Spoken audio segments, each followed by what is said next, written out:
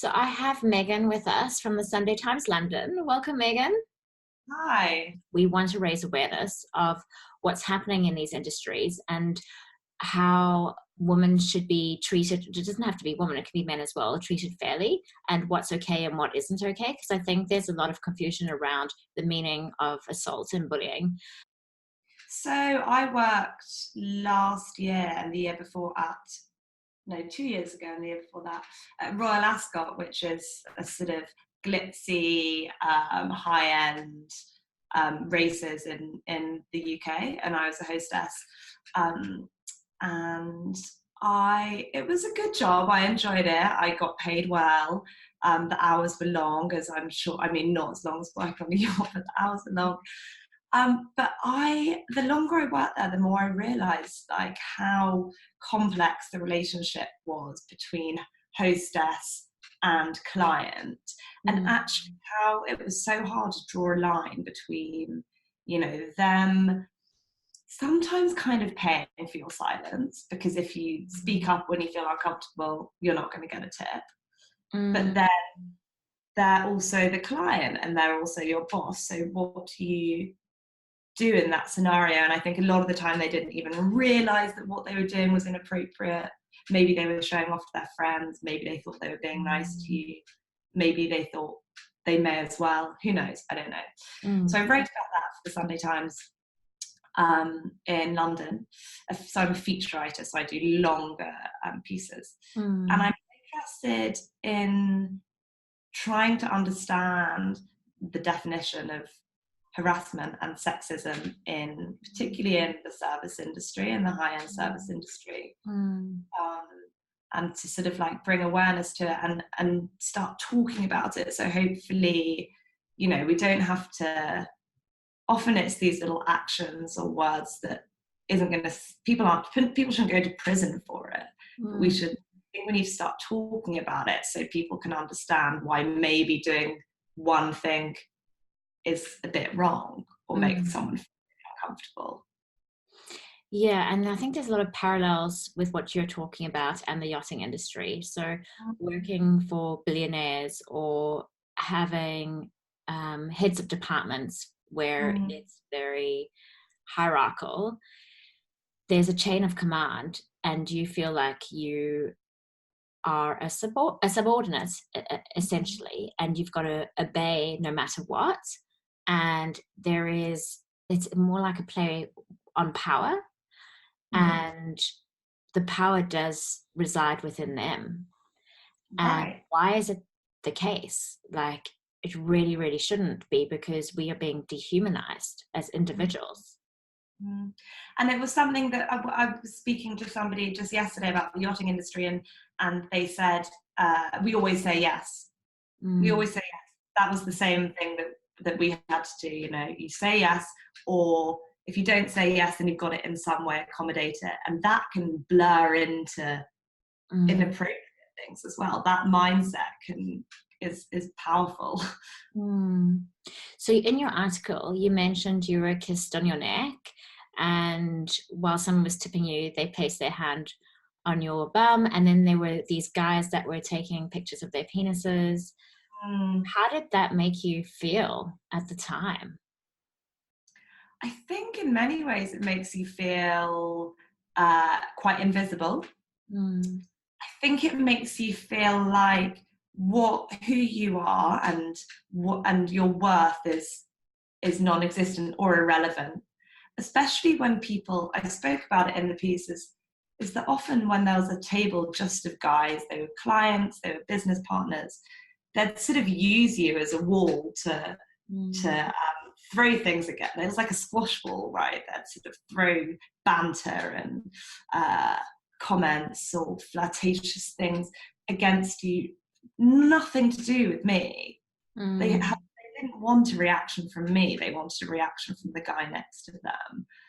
And I think again and again, when that happens again and again, and there's a whole room laughing at you because they're using you to make a joke out of, or they're using you to impress their friends. Yeah. It just, every time you turn away and walk around, you think, not feeling great about that. No. And I think you said it took a toll on you by the end of that week. Mm. So how did it affect your sense of self-worth or self-esteem, or did you notice, were you quite deflated? Did you notice a change in your mood? Of course, I was so Mm. it was exhausting, and you just, I mean, you get more exhausted, and at the same time, you kind of get more frustrated. But you know that you're never going to be able to turn around and say something. And Mm. you'd sort of, I'd fantasize when I knocked off in the evening, or when I was walking back through the racecourse past all these people that used to be my clients and now are just Mm. general punters. Did you feel supported by your manager? I think there was one time he intervened, but I wonder how this would impact the manager to see the staff being treated in this way. And I guess his hands are tied, or his or her hands are tied too. Mm. Yeah, it's very similar to the yachting industry in that I know that my manager would have had my back if anything, and when stuff does happen. But Mm. at the same time, it's still tied up with that whole thing that the client is the king, you Mm. know, or the queen. Mm. Um, and it was more the big stuff, fine, we can sort out. They can be kicked out. They can, you know, if they do something really awful. But it was more like the little niggling things every single day, the little sexist put downs, or the little Mm. flirtatious lines, or those little more subtle things that actually got me down more after a longer period of time. Yeah. And unfortunately, with the yachting industry, you can't just go home at the end of a shift. Like, you're there for the entire season and it's back to back. What would your advice be going through what you went through to crew per se who have to endure longer periods of that sort of treatment? I can't imagine what I mean. The hours that crew work are just completely mad. It's so impressive, and I think that, and I'm completely in awe of anyone that can carry on being happy. But you know, I think we have to talk about the fact, you know, when we feel crap about something. I Mm. think we have to share it with each other, share it with the other women that are going through it, and you know, and also start to talk about it with the men that we work with, and try and articulate to them why something might feel disrespectful or Mm. demeaning, and maybe they might not have understood it before. Mm. It's hard though when people are colluding. So, in the PYA sexual harassment survey, there someone shared their experience of sexual harassment, and she was putting she was doing provisioning and she was putting drinks in the fridge, and as she was bent over and she was putting the drinks in, a crew member came up behind her and pretended to dry hump her, and then everyone started laughing. Mm. So yeah, it's really humiliating. And how does one respond? Do you just joke around? Or if you knew, would you have the confidence to go, you know what, that's actually inappropriate and it's not okay? Because a Mm. lot of crew would be too afraid to do something like that. Mm. And that's why in the industry it's so important to have your managers that are trained or have at least some emotional intelligence and self-awareness to know the difference between what's right and wrong. And I think that's why what you are doing in particular is amazing, because everyone's got to educate themselves. Like, Mm. we as women have to educate ourselves to what rights you have when you're on that boat, and you turning around saying that's not appropriate Mm. will not get you fired, but what will get you fired. It's about us learning, and also guys learning. They Mm. have to learn where the lines are, and we have to learn where Mm. our rights are and what we deserve to say in what scenario.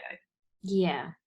And what's so fascinating is that I did the talk for the Sea Changes Forum at the for the PYA at the Monaco Mm. Yacht Show last year, and it was on bullying and sexual harassment assault.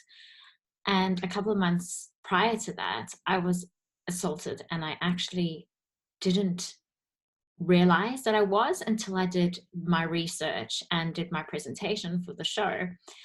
And this guy yeah, he started touching me, like put his hand on my bum or started holding my hand, and I managed to get out of the situation. And then I called my friend and I said, this is what happened. This is what's happened. And he told me, you need to go to the police and report it. I was like, no, it's okay, you're being over dramatic.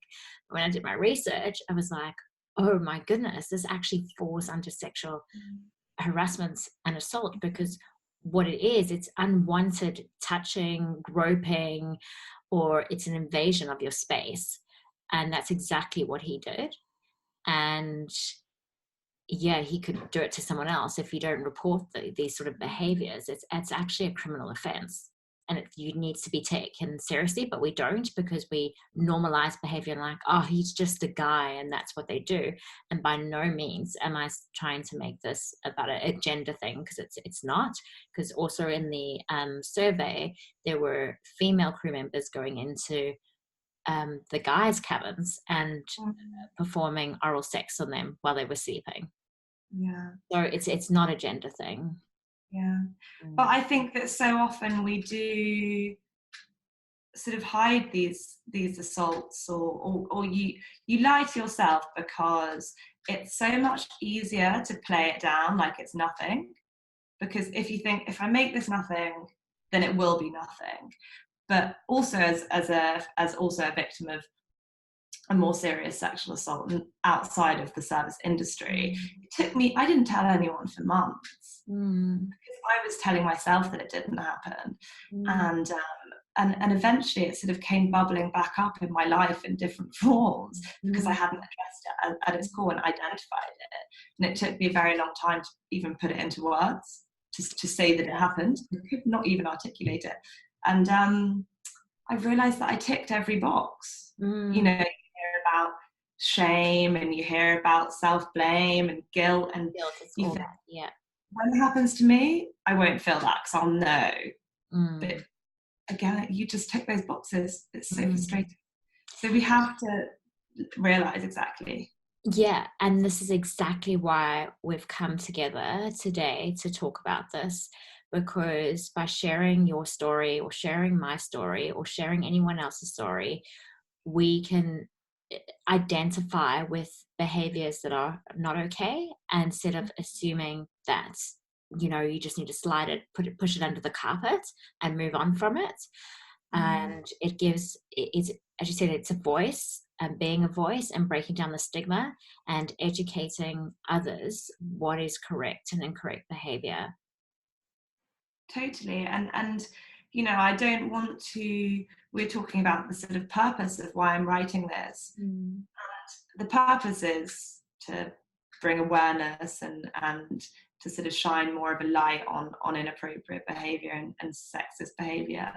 But also I'm not going into this with a very clear understanding of exactly, you know, that I don't have a sharp angle. I don't have a sort of a sinister angle on this. I need texture and lots of different people's stories to make this whole and to make this true, and true to the industry, because, you know, it's not a horrible place, but there are certain workplace practices everywhere that we need to drill down into and try and understand. And also, with the story that you're writing, a reminder to everyone else that if you do want to share, your name will remain anonymous. And yeah, it is not to point fingers at anyone or criticize, it's just to raise awareness. Yeah, and sort of, you know, journalistically, the code of ethics, I can't, if we talk and you want to remain anonymous, that is 100% promise. You know, that's not something that. And also, I've been there. I've spoken about it myself, how exposing and terrifying and kind of naked you feel. But I think it's worth it. I think it's worth talking about. Thanks for sharing your story. I didn't even know that was going to come up. But, Thank you so much for having me. Yeah, it's just so, it's sad, firstly, like it's awful that you went through something like that.